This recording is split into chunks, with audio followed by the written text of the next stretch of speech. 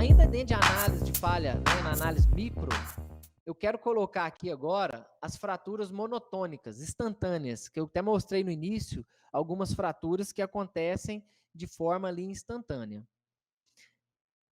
Como no início eu mencionei que a análise macrográfica, ela tem que estar junta com a análise micrográfica.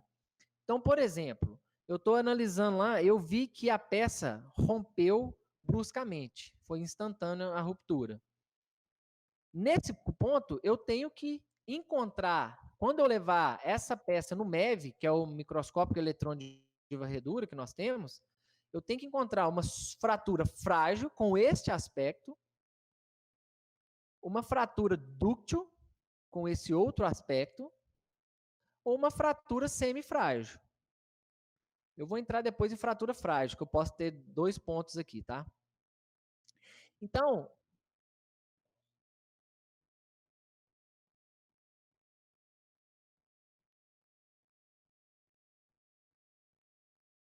tá, essas imagens saíram aqui do MEV, né? Eu disse no início, foi de uma análise que a gente fez, de análise de falha que a gente fez em superfície. Então, foi retirada do microscópio eletrônico de varredura. Em peças, onde que a gente notou, nessa primeira etapa, que teve-se uma fratura brusca, né, uma fratura frágil. Aqui eu tive uma fratura dúctil, que a gente percebe, e uma fratura semifrágil. Vamos lá. Lembra daquela primeira imagem que eu mostrei lá, uma das primeiras, no ensaio de tração? Quando eu estou tracionando meu material e eu não tenho deformação no corpo de prova? Quando chega para a gente aqui uma peça e eu consigo visualizar na superfície de fratura, próximo ali, que não tenha essa deformação, a gente considera uma fratura frágil. Quando eu for lá verificar onde que eu vi a fratura brusca, né? Eu tenho que perceber uma fratura frágil, com essas características. E pode ter a faceta de clivagem também, que eu vou mostrar daqui a pouco. Quando eu vejo que o material ele deformou plasticamente, ele teve uma deformação, então, na fratura, eu vou ter que perceber uma fratura parecida com essa, que a gente chama isso aqui de dimples.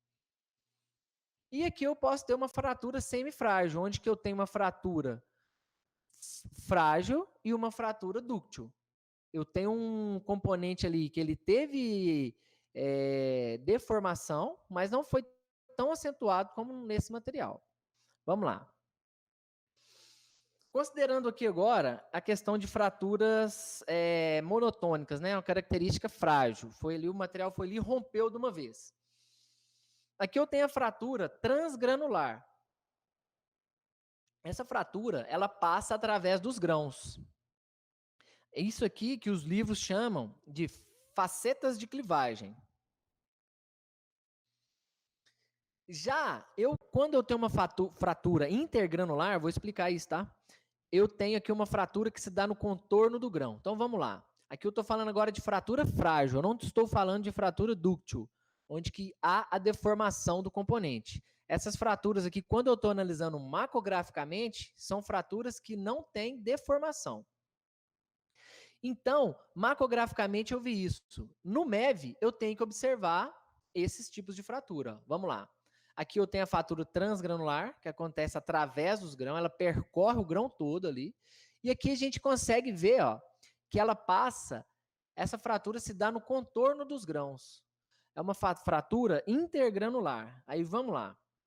Essa fratura intergranular, ela se dá quando a gente tem algum problema, não vamos falar assim, quando a gente tem alguma modificação ali da minha peça. Por exemplo, eu percebo que eu tenho carboneto no contorno do grão, então eu vou fragilizar o meu contorno de grão. Eu percebo que eu tenho ali uma fragilização por hidrogênio, também vou fragilizar o meu contorno de grão.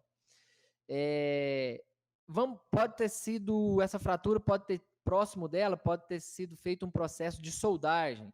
Eu posso ter feito o processo de cementação, foi o que a gente comentou antes, né, que é a adição de carbono. Posso ter feito tratamentos térmicos. Então, são fraturas frágeis, onde que se fraturou intergranular, eu vou atrás, opa, essa peça ela foi soldada, ela tem cementação, ela foi feito tratamento térmico, Então eu vou atrás dessas informações, para eu juntar e no final eu amarrar tudo. Eu ainda estou num processo de investigação. Consigo sim. Ô Fernando, aqui, igual, quando a gente vai falar de análise de falha, a gente percebe que, como você disse, né, pelo que você falou aí, tem muita gente experiente assistindo, que conhece bem de análise de falha, e às vezes tem gente que, como você falou aí, que às vezes nunca viu, né? É um assunto, ele é um assunto difícil de entender, difícil de se trabalhar, né?